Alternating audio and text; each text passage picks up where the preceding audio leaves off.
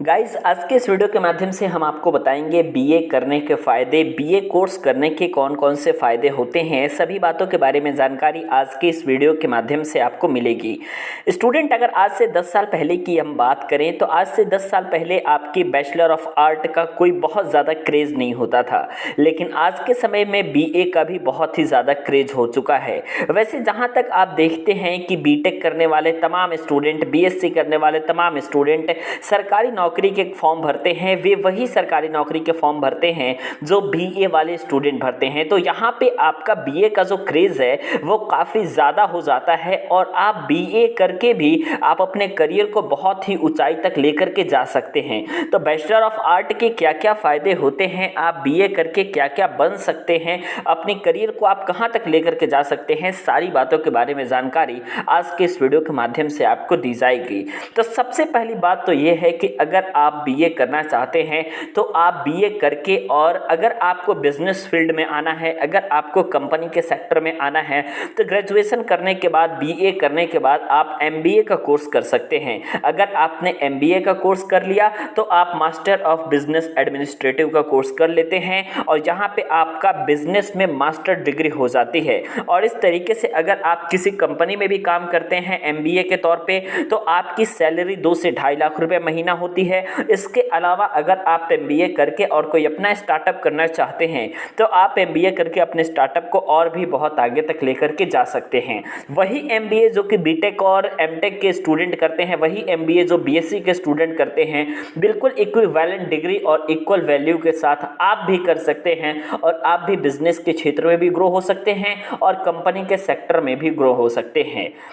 दूसरी चीज़ मैं आपको ये बता देना चाहता हूँ कि आप देखते होंगे कि तमाम सारे बीटेक और बीएससी के कैंडिडेट सरकारी नौकरी का फॉर्म भरते हैं। तो जब वो सरकारी नौकरी का फॉर्म भरते हैं तो जितने सारी सरकारी नौकरियाँ 12 बेसिस पे आती हैं या फिर ग्रेजुएशन बेसिस पे आती हैं, वे सभी लोग सरकारी नौकरी की तैयारी करना चाहते हैं और वो तैयारी करते हैं। तो आप भी तैयारी कर सकते हैं। आपके लिए सबसे बेहतरीन मौका आपके पास ये रहेगा कि जो बीए का सब्जेक्ट है, जो बीए का सब्जेक्ट है, अगर हम बात करें तो वही आपके गवर्नमेंट जॉब के प्रिपरेशन का सब्जेक्ट होता है।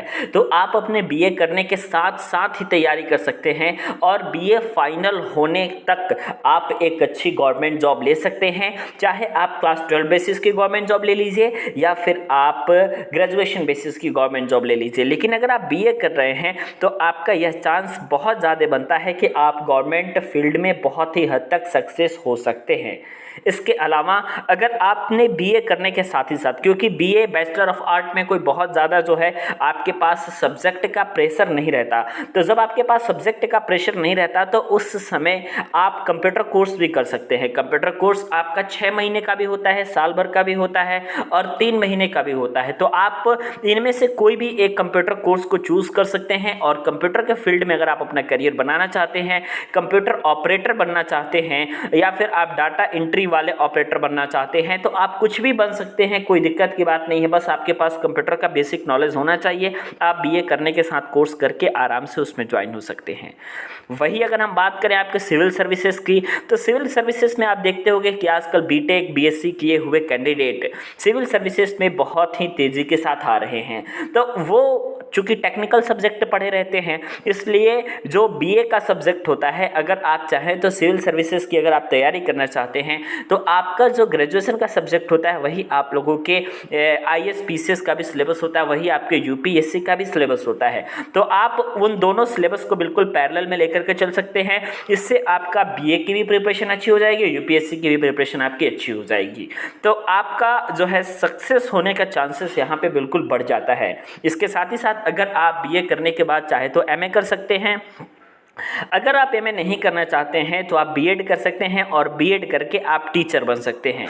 तो अगर आपने टीचर करियर में अपने आप को आजमाना चाहते हैं, टीचर अगर आप बनना चाहते हैं, तो आप ग्रेजुएशन के बाद आराम से बीएड करके किसी भी शिक्षक बन सकते हैं। इसके अलावा मैं अगर आपसे बात करूं तो प्राइवेट कॉलेज में तो आपको टीचर बनने के लिए बीएड की भी योग्यता अब अनिवार्य नहीं रही है, तो आप आराम से टीचिंग कर सकते हैं और बहुत ही आगे तक जा सकते हैं। इसके साथ ही साथ सरकारी नौकरी में अगर हम बात करें, सबसे बड़ा डिपार्टमेंट जो रेलवे है उनमें आपकी जो है सबसे ज़्यादा पोस्ट निकलती है आपके, जैसे कि हाल ही में वैकेंसी की बात करें तो एनटीपीसी के माध्यम से ग्रेजुएशन के कैंडिडेट के लिए बहुत सारी वैकेंसी निकली, जिसमें आपका बीए मांगा गया था, इंटरमीडिएट मांगा गया था। तो ऐसे सभी वैकेंसी में आप बिल्कुल पार्टिसिपेट कर सकते हैं, बिल्कुल इक्वल अपॉर्चुनिटी आपके पास रहती है।